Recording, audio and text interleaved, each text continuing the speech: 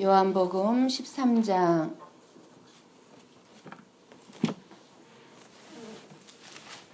1절과 34절, 35절 말씀을 우리 같이 한 목소리로 보고 읽고 듣도록 하겠습니다. 13장 1절입니다. 자, 6월절 전에 예수께서 자기가 세상을 떠나 아버지께로 돌아가실 때가 이른 줄 아시고 세상에 있는 자기 사람들을 사랑하시되 끝까지 사랑하시니라. 34절입니다. 새 계명을 너희에게 주노니 서로 사랑하라. 내가 너희를 사랑한 것 같이 너희도 서로 사랑하라. 너희가 서로 사랑하면 이로써 모든 사람이 너희가 내 제자인 줄 알리라. 아멘. 아멘. 일주일 동안 어떻게 잘 지내셨습니까? 반가운 얼굴도 이제 보이시고 또 두 분이 또 한국에 가셨어요. 우리 이경자 권사님과 강영희 집사님 한국에 가셨고. 자, 하나님의 사랑을 우리가 조금이라도 알게 되면 모든 자연을 보더라도 그 속에 하나님의 사랑이 있음을 알게 됩니다. 요즘 그 새싹이 돋아나고 꽃을 피우는 계절과 여름을 지나 가을에 풍성한 열매를 볼 때라든가 공중에 날아다니는 새들을 볼 때 모든 계절의 자연 속에서 우리가 하나님의 음성을 들을 수가 있습니다. 저는 모든 계절을 다 좋아하지만 특별히 봄을 좋아합니다. 추운 겨울 내내 차갑고 매서운 추위의 고난을 이기고 그 땅 기운을 받아서 싹을 틔우고 나오는 여러 가지의 우리 몸의 기운을 돋게 하는 봄나물들을 만날 수 있기 때문입니다. 산야채, 산야사이. 그래서 목요일날 봄나물들을 뜯으러 고사리, 민들레, 달래, 여러 가지 쑥, 가시오가피, 여러 가지 그 7가지의 산나물과 들나물들을 너무너무 행복하게 뜯어서 돌아오다가 교통사고를 만나고 말았습니다. 그보다 먼저 제가 12일 주일, 지난 주일 밤에 우리 홍은이와 홍상이가 다니는 교회 담임 목사님들의 설교를 듣고 이제 막 12시쯤에 잠자리에 이제 들려고 하는데 소방차 소리가 들리더니 경찰의 호루라기 소리가 들려서 무슨 사고가 났나 하고 이제 교회 창문을 열고 밖을 보니까 교회 옆 사거리에, 바로 여기 사거리요. 여기 사거리에 소방차 2대, 구급차 2대, 그리고 경찰차와 경찰들이 차량 통행을 정리하고 있는 것이 보였고, 사거리 여기 있는 버스 정류장에 하얀 봉고차에 소방대원 한 10여 명이 달라붙어서 차 밑을 내려다보면 뭔가를 하는데 이렇게 이제 이 창문으로 보니까 차 밑에 들어가 있는 사람을 꺼내려고 애쓰는 모습이 보였습니다. 그래서 너무 놀라 문을 얼른 닫고 무서워서 안 보려다가 도저히 궁금해서 다시 이렇게 문을 열고 보니까 구급차 침대 위에 그 사람을 꺼내서 눕혀져 있는데 하얀 시트를 완전히 이렇게 덮었더라고요. 하얀 시트를 덮고 그리고 2줄로 그 몸을 이렇게 다 이렇게 고정을 시켰더라고요. 그러니까 완전히 머리까지 하얀 시트를 덮었다는 건 뭡니까? 딱 벌써 저분이 사망했구나. 사망한 것을 알 수가 있었습니다. 인명사고를 낸 그 운전자의 그 꿈이었으면 좋겠다 하는 그 애절한 심정이 내 마음에 가득하게 차면서 그리고 죽은 사람의 영혼이 정말 예수님을 믿는 사람이었을까 하는 안타까움도 같이 제 가슴에 밀려 들어왔습니다. 우리가 정말 순간순간 죽는 훈련을 하지 않으면 가장 미련한 사람의 죽음이 될 것이 분명합니다. 잠자리에 누워서 기도하기를 오늘 이 밤도 내 영혼을 주님의 손에 부탁하오나 주님, 운전을 하지 않으면 안 되는 생활을 하고 있는데 제가 교통사고로 죽거나 인명사고를 내지 않도록 도와주십시오 하고 기도하지 아니할 수가 없었고, 내 자녀들과 우리 교회 모든 성도들이 이러한 일들을 겪지 아니하도록 도와달라고 기도하며 잠이 들었었습니다. 그리고 이제 이번 주 목요일 날 제가 큰 사고가 났는데 정말 이제 죽는구나 하는 순간이었습니다. 사거리에서 후쿠이 못 가서 시각갱 근처에서 났는데, 그 사거리에서 신호를 받은 이렇게, 우리는 이제 여기 굴다리 밑에 가면은 그런 길, 작은 밑에 길이 있고 위에 큰 길이 있잖아요. 굴다리 위에. 그런 길이었어요. 근데 우리는 작은 길, 큰 길 밑에 그 작은 길로 이렇게 오는 중이었고, 사거리에서 저쪽에서 이제 봉고차가 오고 있었는데, 신호를 받은 그 봉고차가 전속력으로 달려와서 우리가 타고 있는 세르시오 차를 들이박았고, 우리가 탄 차는 그대로 도로가에 세워진 표지판을 다시 들이받고, 도로의 벽, 여기 굴다리 밑에 보면은 작은 길 옆에 벽으로 돼 있잖아요. 그 벽을 들이받나 그런 생각이 들면서 이제 죽었구나 하는 순간 그 차 앞을 이렇게 돌려서 그 순간에 멈춰 섰습니다. 그런데 놀라운 것은 제가 그 순간에 아무것도 생각이 나지 않았다는 것입니다. 주님, 내 영혼을 주님의 손에 부탁하나이다 하고 기도를 했어야 하는데 아무 생각도 나지 않고 이대로 죽는구나 하는 것뿐이었다는 사실입니다. 가장 위급하고 가장 중요한 때 예수님 생각이 났어야 하는데, 내 영혼을 이제 주님께 부탁한다고 기도할 수 있어야 했는데, 저와 여러분이 언제나 예수님과 동행하는 삶을 얼마나 훈련해야 하는지를 알 수가 있었습니다. 우리가 탄 차가 감사하게도 튼튼한 차였기에 저와 운전했던 교토 성복교회 사모님은 다치지 않았고, 상대 운전자와 우리의 뒷자리에 탔던 권사님만 다쳐서 병원 진료를 받고 있습니다. 우리가 탄 차는 폐차를 하게 되었습니다. 이렇게 오늘 이 시간에도 여러분 앞에 서서 이렇게 말씀을 전할 수 있다는 것, 기적이고 은혜고 감사입니다. 새벽 3시가 다 되어 가서야 교회에 도착해서 기도하는데 생각나는 것이 주일 밤에 그 사고를 보고, 교회 앞에 일어났던 사고를 보고 난 한 기도였습니다. 그때야 하나님이 내 기도를 그때 들으셨구나 하는 깨달음을 주셨습니다. 삶과 죽음은 한순간임을 실감하게 하는 한 주간을 보냈습니다. 매일 저는 주님만을 생각하면서 의식하면서 늘 살고 있다고 생각했는데도 강한 어떤 그런 충격 앞에서는 아무 생각도, 내 영혼을 맡아줄 주님 생각이 나지 않았다는 것이 나를 회개하게 만들었고, 내 믿음, 내 신앙을 다시 한번 돌아보게 하는 한 주간이었습니다. 사고였습니다. 교통사고는 나만 운전을 잘한다고 해서 없는 것이 아니질 않습니까?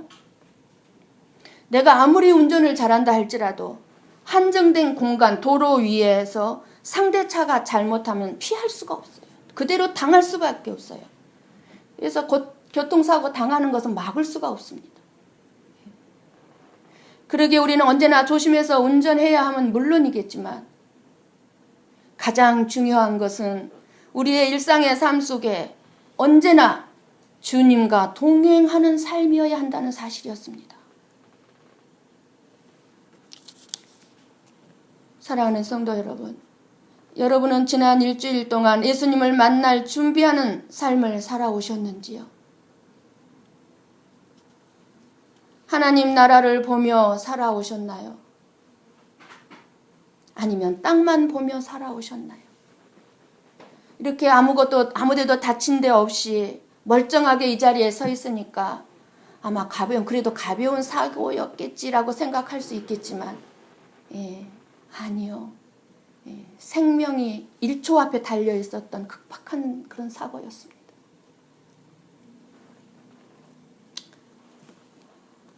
우리는 늘 준비하는 삶을 살아야 된다는 사실입니다. 오늘 요한복음 13장은요. 예수님께서 십자가에서 돌아가시기 전 하신 유언의 말씀입니다. 죽음을 맞이하기 전에 꼭 남기고 싶은 말이기에 가장 중요한 말이 유언이라고 합니다.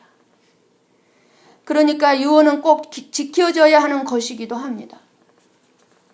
그러면 예수님은 어떤 유언을 남기셨습니까? 새 계명을 너희에게 주노니 서로 사랑하라. 내가 너희를 사랑한 것 같이 너희도 서로 사랑하라. 였습니다. 예수님이 유언으로 강조한 것은 서로 사랑하라고 하셨습니다. 저도 오늘 아침에 일어나서 이제 예배를 드리기 위해서 9시에 내려와 준비를 하면서 우리 아이들에게 유언적인 항상 이렇게 말을 해야 되겠구나 하는 마음으로 유언적인 메일 카톡을 보냈습니다. 오늘 온전히 하나님만을 섬겨라. 온전히 하나님만을 기쁘게 해드려라. 온 마음을 다해서 하나님을 찬양하여라. 온 마음을 다해서 하나님의 말씀을 들어라. 그렇게 유언적으로 했어요. 너희들이 오직 주님의 마음을, 주님만을 사랑하기를 원한다. 오늘 두 아이가 답이 왔어요. 네, 알겠습니다. 네, 알겠습니다. 항상 우리가 유언적인 이 간절한 권고의 말, 부탁의 말, 우리의 자녀와 우리의 가까운 사람들에게 하면서 살아야 되겠다는 것을 너무나 실감을 했어요. 예수님이 지금 유언으로 말씀하십니다. 예수님의 사랑은 생명입니다. 세상에 비극이 일어나는 것은 사랑이 없기 때문입니다. 우리 교회에 문제가 일어나는 것은 사랑이 없기 때문이요. 여러분의 가정에 문제가 일어나는 것은 사랑이 없기 때문입니다. 사랑은 바로 예수님이 없기 때문이라는 겁니다. 왜 사랑이 없겠습니까? 우리 안에. 그러나 예수님이 없기 때문에 비극이 있습니다. 그런데 예수님이 말로만 너희도 서로 사랑하라고 하신 것이 아니라 친히 사랑을 실천하셨습니다. 그 마지막 사랑을 실천하는 모습이 13장 말씀에 쭉 기록이 되어 있습니다. 그래 오늘 1절 말씀에서 예수님의 사랑을 알 수가 있습니다. 어떠한 사랑입니까? 세상에 있는 자기 사람들을 끝까지 사랑하시는데, 그러니까 예수님은 자기 사람들을 사랑하시되 죽기까지 사랑하셨다는 것입니다. 죽기까지. 예수님은 원수 같은 가룟 유다도 끝까지 사랑하셨습니다. 이 사랑을 우리에게도 하라고 하시고 계십니다.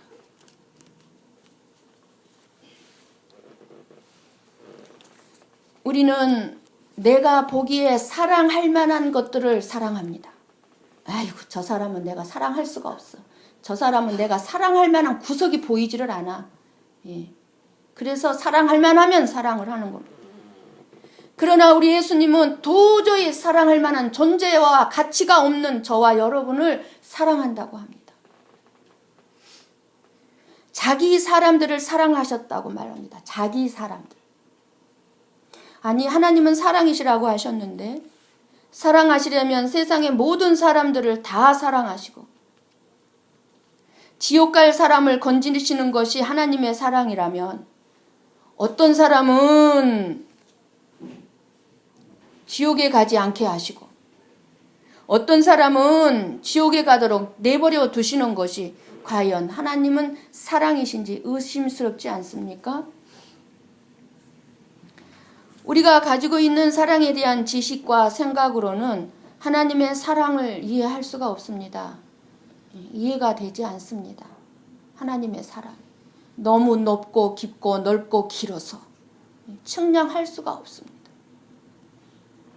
때문에 여기서 말하는 예수님의 자기 사람들을 사랑하시되 끝까지 사랑하시는 것, 즉 자기 사람들을 향한 끝없는 사랑이 무엇인가를 우리는 알아야 할 것입니다.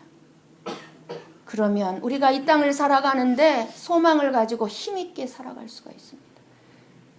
내 삶의 의미의 가치를 알 수가 있습니다.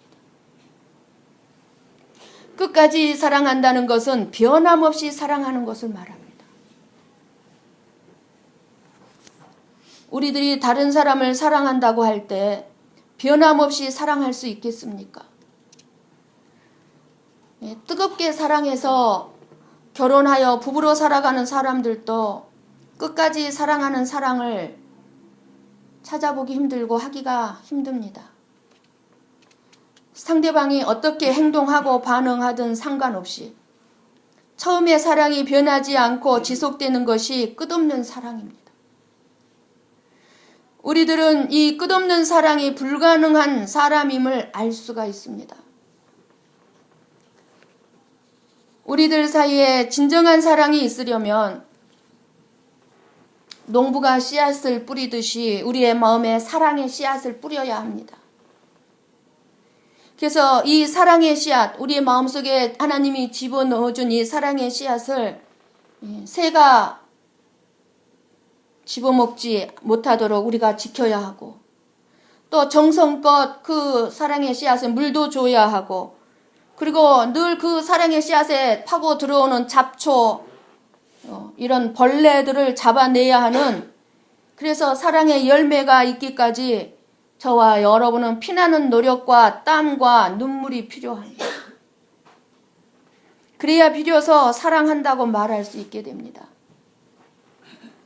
그것이 바로 우리가 누구를 끝까지 사랑하게 되는 방법이죠. 그래서 결혼을 하려는 예비 부부들이나 부부들이 잘 알지 못하는 것이 한 가지 있어요. 서로 사랑하기 때문에 결혼하게 되었다는 착각이죠.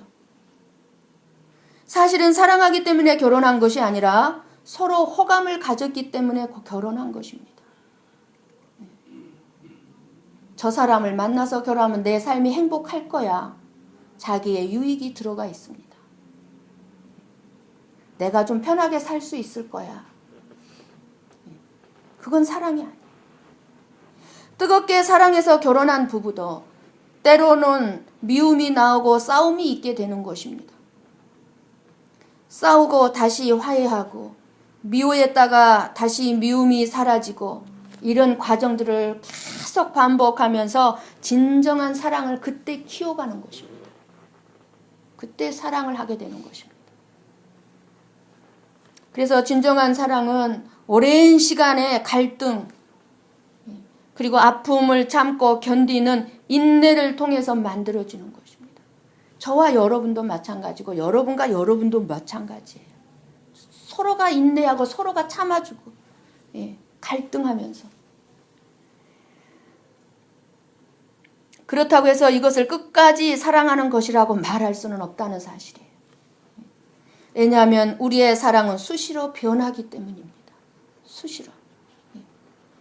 상대방이 조금만 섭섭하게 하고 관심이 없다면 미움이 나오고 섭섭함이 나오고 싸움이 있게 되고 때로는 보기도 싫어합니다. 그러나 예수님의 사랑은 한번 예수님이 사랑의 대상으로 삼으면 어떤 그 사랑의 대상자가 어떤 일로 인해서도 예수님의 사랑은 변하지 않습니다. 그러므로 저와 여러분이 예수님의 사랑 안에 있다면 우리에게 저와 여러분이 어떤 잘못된 행함이 보여진다 할지라도 그 잘못된 행함으로 인해서 예수님의 사랑이 나에게서 떠날까 염려할 필요는 없습니다. 물론 예수님의 사랑을 이렇게 잘못 또 이해하고 잘못 받아들여서 예수님의 사랑을 악용하여서 자기 마음대로 행동하고 살아간다면 그것 자체로서 예수님의 사랑에 거하지 아니한다는 증거가 되겠죠. 어쨌든 우리의 행함 때문에 저와 여러분을 사랑하던 예수님이 마음을 바꾸는 일은 없다는 사실입니다. 그래서 끝까지 사랑하신다는 말씀을 하시는 것입니다. 끝까지 사랑하시니라. 과거까지 다 들어가 있습니다. 아니, 미래까지. 과거로 딱 끝난 게 사랑하셨다가 아니라 하시니라. 미래까지. 그래서 15절의 말씀처럼 여러분들이 눈으로만 한번 15절을 보십시오. 15절의 말씀처럼 예수님은 이 사랑을 예수님이 삶으로 보여주시고 계십니다. 그렇다고 우리들에게, 저와 여러분에게 보여주기 위해서 하신 것이 아니라, 우리는 그렇죠, 때때로 보여주기 위해서 할 때가 있지 않습니까?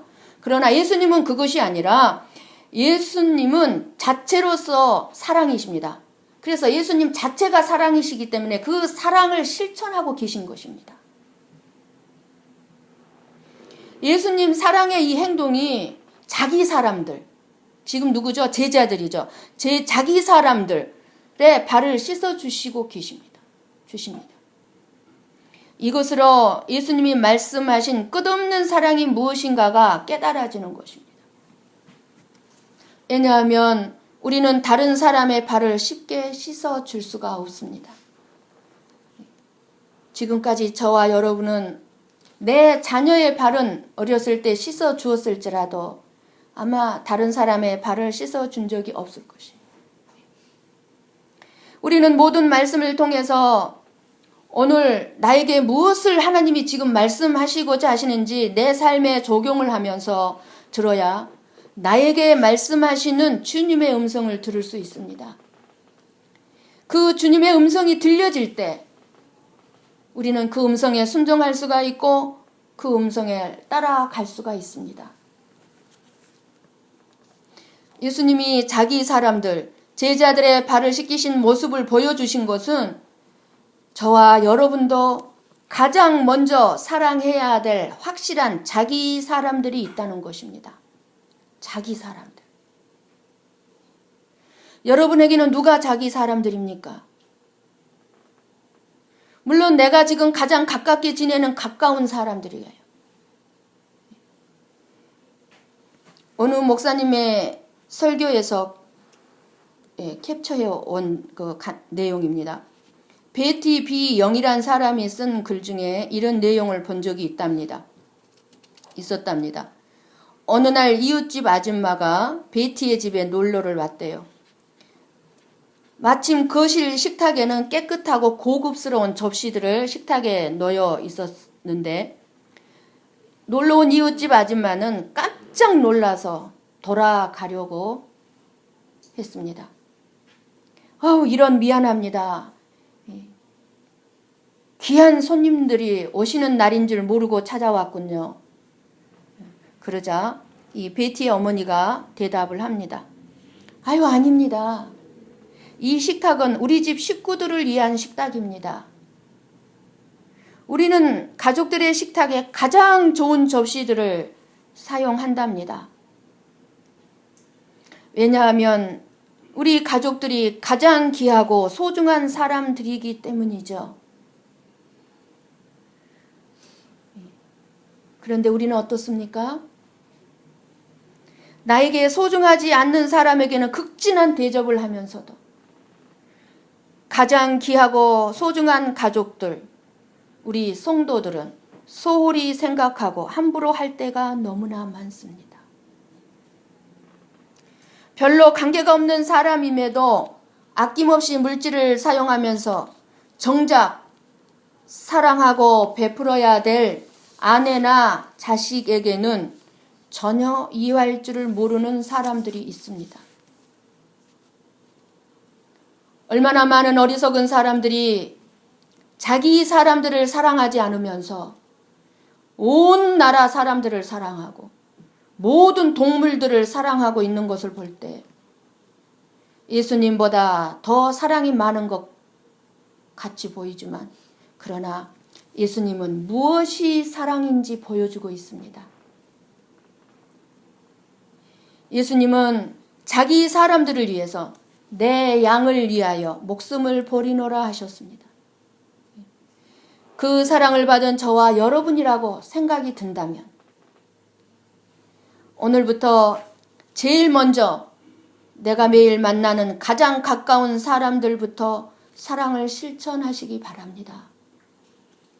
내 남편을 먼저 사랑하시고, 내 아내를 사랑하시고, 내 자녀, 부모, 형제, 그리고 내 성도들, 내가 매일 만나는 직장 동료, 그런 다음에 여유가 생긴다면 먼 이웃, 그리고 동물을 사랑하시기 바랍니다. 자녀 셋을 잘 키운 어느 집사님이 있었습니다. 언젠가 했던 예화인데, 하루는 신방을 온 목사님이 집사님에게 물었어요. 자녀 셋 중 누구를 가장 사랑했나요? 그러자 집사님은 웃으면서 대답합니다. 막내가 병들었을 때 그때는 막내를 가장 사랑했고, 둘째가 집을 나가 방황할 때 그때는 둘째를 가장 사랑했고요. 큰아이가 학교 성적과 이성 문제로 괴로워할 때 그때는 큰아이를 가장 사랑했답니다.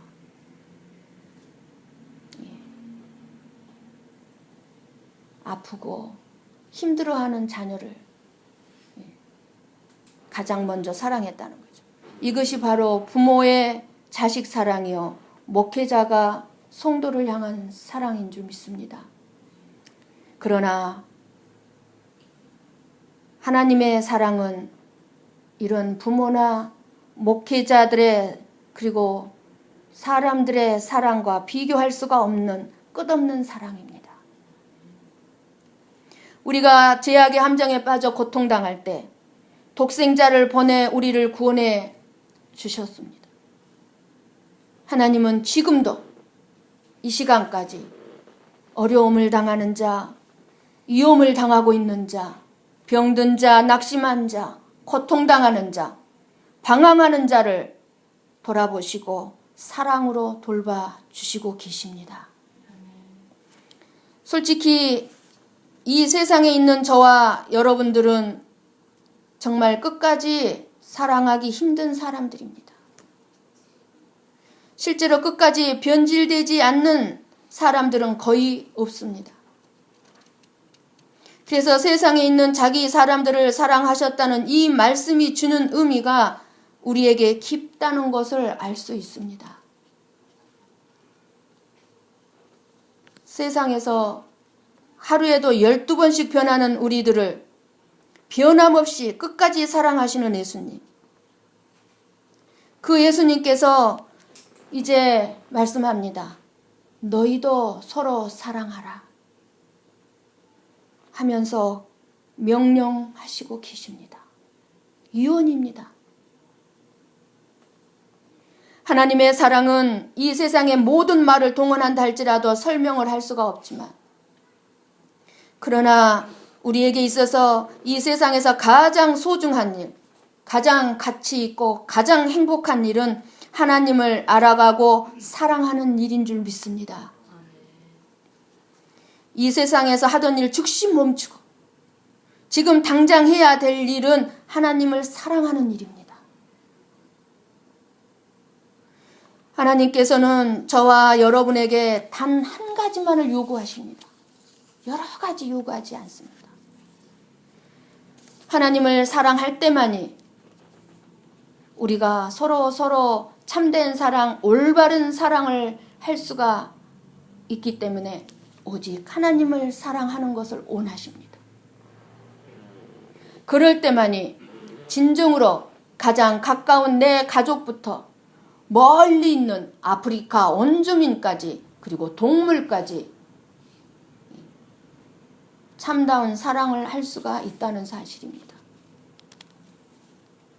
하나님의 끝없는 사랑이 저와 여러분들을 돌보시고 참으시고 덮어주시는 것처럼 그런 사랑을 받은 저와 여러분도 이제 우리의 가족, 우리의 서로 간의 성도들 그리고 이웃에게 우리 마음 안에 들어와 있는 사랑의 불씨를 잘 돌보고 가꾸어서 아무리 보잘것없다 할지라도 그 작은 사랑의 불씨로 늘 냉정해져 가고 차가운 이 세상을 바꾸어가는 하나님의 사람들이 되시기를 바랍니다.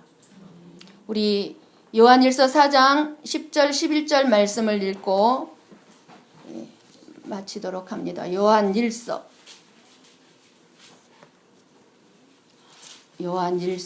4장입니다. 요한계시록 맨 성경 끝에 가면 있습니다. 끝쪽으로 가면. 예. 다 찾으신 줄 믿고 함께 보고 읽고 듣도록 합니다. 사랑은 여기 있으니 우리가 하나님을 사랑한 것이 아니요 하나님이 우리를 사랑하사 우리 죄를 속하기 위하여 화목 제물로 그 아들을 보내셨습니다. 사랑하는 자들아, 하나님이 이같이 우리를 사랑하셨은즉 우리도 서로 사랑하는 것이 마땅하도다. 사랑하는 성도 여러분, 우리도 서로 사랑하는 것이 마땅하도다. 우리가 끝까지 사랑할 대상자들은 멀리 있는 사람들이 아니요, 내가 매일 얼굴을 마주하는 가장 가까운 내 사람들부터 열심히 사랑하시길 바랍니다. 그것이 예수님이 우리를 향하여 마지막까지 보여주신 사랑이요 유언입니다. 이런 사랑을 하게 될 때 우리는 진정한 예수님의 제자들입니다. 그런 사랑을 나눌 때에 참 복되고 아름다운 교회요 가정이 이루어질 것입니다. 많은 사람들이 오고 싶어하는 교회, 가고 싶은 가정이 세워져 가게 될 것입니다. 그러나 이러한 사랑을 나누지 못한다면 저와 여러분은 이 세상 전부를 다 소유하고 있다 할지라도 항상 불행한 삶에서 벗어날 수가 없을 것입니다. 예수님이 우리를 사랑하신 그 사랑의 모습으로 서로 끝까지 사랑할 수 있기를 축원합니다. 기도하십시다.